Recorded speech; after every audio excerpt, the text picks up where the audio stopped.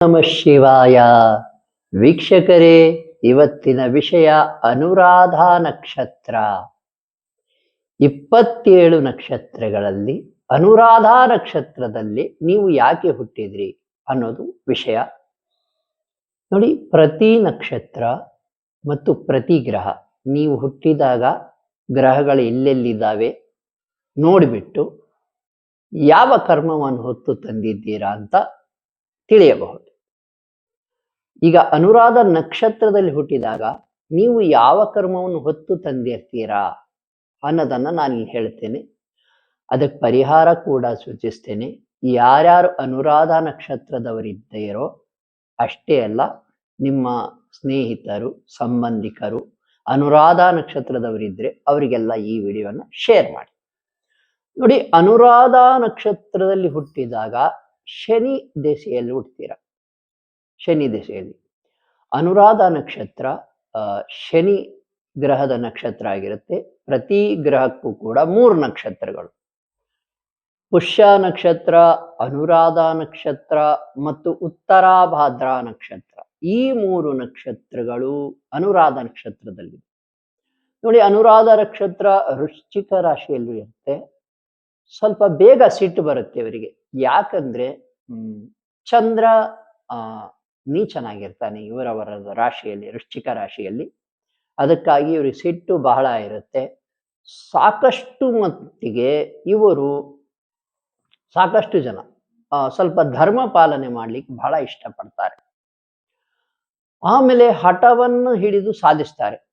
ಏನೇ ಸಾಧಿಸ್ಬೇಕಂದ್ರೂ ಕೂಡ ತುಂಬಾ ಹಠದಿಂದ ಎಲ್ಲರನ್ನೂ ಎದುರಾಕೊಂಡು, ಒಂದು ಕೆಲಸದ ಜಾಗದಲ್ಲಾಗಿರ್ಬೋದು ಅಥವಾ ಮನೆಯಲ್ಲಾಗಿರ್ಬೋದು, ಫ್ರೆಂಡ್ಶಿಪ್ ಸರ್ಕಲ್ ಆಗಿರ್ಬೋದು, ಸಮಾಜದಲ್ಲಿ ಆಗಿರ್ಬೋದು, ಎಲ್ಲರನ್ನೂ ಎದುರು ಹಾಕೊಂಡು ತಾವೇನ್ ಸಾಧಿಸ್ಬೇಕು ಅನ್ಕೊಂಡಿದ್ದಾರೆ, ತಾವೇನ್ ಗುರಿ ಇಟ್ಕೊಂಡಿದ್ದಾರೆ ಅದನ್ನ ಸಾಧಿಸ್ಲಿಕ್ಕೆ ಹೋಗ್ತಾರೆ ಮತ್ತು ಸಾಧಿಸ್ತಾರೆ ಕೂಡ.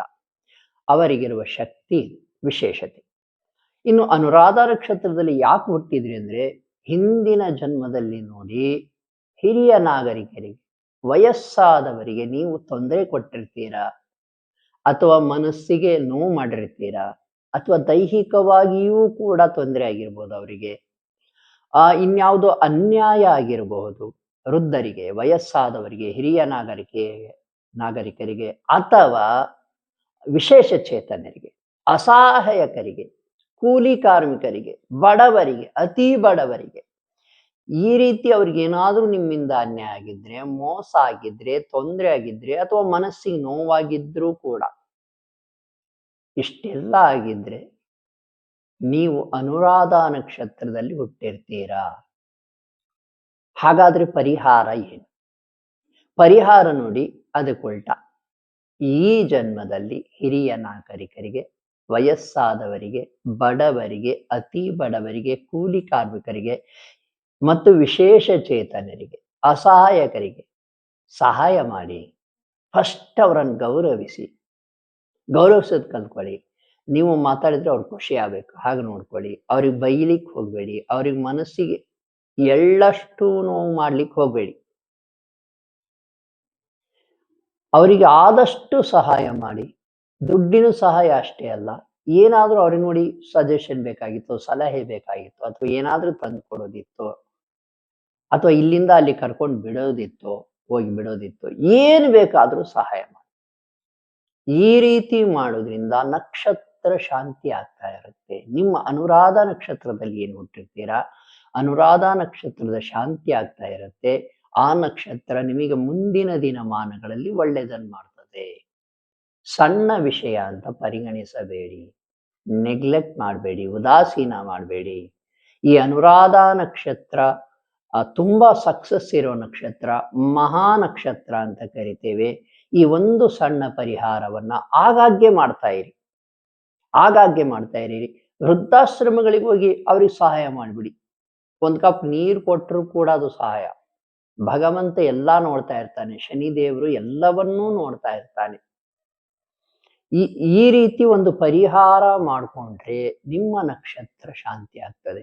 ನೋಡಿ, ಹೋಮ ಹವನ ಮಾಡುವಾಗ, ನವಗ್ರಹ ಶಾಂತಿ ಹೋಮ ಮಾಡುವಾಗ ನಕ್ಷತ್ರ ಶಾಂತಿಯನ್ನು ಮಾಡ್ತಾರೆ. ನಿಮ್ಮ ನಕ್ಷತ್ರವನ್ನು ಕೇಳಿರ್ತಾರೆ, ಆ ನಕ್ಷತ್ರ ಶಾಂತಿಯನ್ನು ಮಾಡ್ತೀರಾ. ಇದರಿಂದ ಒಂದು ನಕ್ಷತ್ರ ಯಾವ ರೀತಿ ಶಾಂತಿ ಆಗ್ತದೋ ಪೂಜೆಯಿಂದ, ಹಾಗೆಯೇ ಆಚರಣೆಯಿಂದಲೂ ಕೂಡ ನಕ್ಷತ್ರ ಶಾಂತಿ ಮಾಡಬಹುದು. ಈ ರೀತಿ ನೋಡಿ, ಆಳವಾದ ಅಧ್ಯಯನ ಮಾಡಿದಾಗ, ಶಾಸ್ತ್ರದ ಆಳದ ಅಧ್ಯಯನ ಮಾಡಿದಾಗ ನಮ್ಮ ಗುರುಗಳು ಹೇಳ್ಕೊಟ್ಟಿದ್ದನ್ನ ನಾನು ನಿಮಗೆ ಹೇಳ್ಕೊಡ್ತಾ ಇದ್ದೇನೆ. ಸಾಕಷ್ಟು ವಿಡಿಯೋಗಳಲ್ಲಿ ಇದು ಅಷ್ಟು ಸುಲಭವಾಗಿ ಸಿಗಲ್ಲ, ಈ ನಕ್ಷತ್ರ ಶಾಂತಿ ಆಚರಣೆಗಳು. ನೀವು ನೋಡಿ, ವಿಡಿಯೋ ನೋಡಿದ್ದೀರಾ, ಇದನ್ನು ಪಾಲಿಸಿ. ಇದರಿಂದ ಮುಂದೆ ನಿಮ್ಮ ನಕ್ಷತ್ರ ಒಳಿತನ್ನು ಮಾಡ್ತದೆ. ವೀಕ್ಷಕರೇ, ನಮ್ಮ ಜ್ಯೋತಿಷ್ಯ ಜೈ ಹೋ ಯೂಟ್ಯೂಬ್ ಚಾನಲ್ ಇರದೆ ನಿಮ್ಮ ತೊಂದರೆಯನ್ನು ಪರಿಹಾರ ಮಾಡಲಿಕ್ಕೆ, ಯಾರಿಗಾದ್ರೂ ವಾಮಾಚಾರ, ಭಾನಾಮತಿ, ದುಷ್ಟಶಕ್ತಿ ಪ್ರಯೋಗ ಆಗಿದ್ರೆ ನೀವು ನಮಗೆ ಕರೆ ಮಾಡಬಹುದು. ನಾವು ಮಂತ್ರ ಧ್ಯಾನದಿಂದಲೇ ಹೇಗೆ ಈ ಮಾಟ ಮಂತ್ರವನ್ನು ಡೌನ್ ಮಾಡ್ಬೋದು ಅಂತ ತಿಳಿಸ್ತೇನೆ. ಅಷ್ಟೇ ಅಲ್ಲ, ಕೆಲವು ಮಂದಿರಗಳಿಗೆ ಹೋಗಿ ಬರೋದ್ರಿಂದ ಈ ಮಾಟ ಮಂತ್ರ ತಂತಾನೆ ಅದರ ಶಕ್ತಿ ಕಡಿಮೆ ಆಗ್ತದೆ, ನಿಮ್ಮ ಶಕ್ತಿ ಹೆಚ್ಚಾಗ್ತದೆ. ನಿಮಗೆ ಚೈತನ್ಯ, ಲವಲವಿಕೆ ನೋಡಿ, ದೇಹದಲ್ಲಿ ಶಕ್ತಿ, ಆಲಸ್ಯ ಏನಿರುತ್ತೆ ಅದು ಆಲಸ್ಯ ಕಡಿಮೆ ಆಗ್ತದೆ. ಈ ಆಲಸ್ಯ ಪರಿಹಾರ ಆಗಿ ನಿಮ್ಮ ದೇಹದಲ್ಲಿ ಶಕ್ತಿ ರೈಸ್ ಆಗಿದೆ ಅನ್ನೋ ಭಾವನೆ ಮತ್ತು ಅನುಭವ ನಿಮಗೇ ಬರ್ತದೆ. ಅಂತ ಮಂದಿರಗಳನ್ನ ನಾವು ರಿಸರ್ಚ್ ಮಾಡಿದ್ದೇವೆ. ನೀವು ಸಲಹೆಗಾಗಿ ನಮಗೆ ಕರೆ ಮಾಡಬಹುದು. ಶುಭವಾಗಲಿ.